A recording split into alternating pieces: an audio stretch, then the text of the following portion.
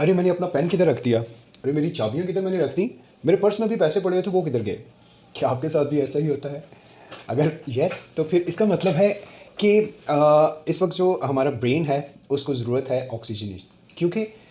जब भी कोई ऐसी क्यूरियस सिचुएशन होती है या फिर कोई स्ट्रेसफुल सिचुएशन होती है, फॉर एग्जांपल जैसे स्टूडेंट्स होते हैं उनको एकदम से वो पैनिक हो जाते हैं अपने एग्ज़ाम्स के हवाले से, या फिर ऐसे लोग जो बहुत ज़्यादा क्रिएटिव होते हैं या बहुत ज़्यादा कुछ ना कुछ सोचते रहते हैं।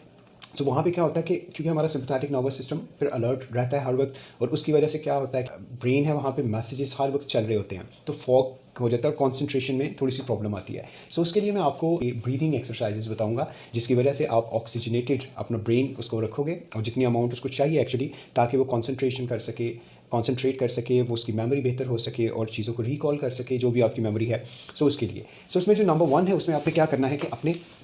अपने हाथ को इस तरह से आपने, और इसको आपने इस पोजीशन में बना लेना।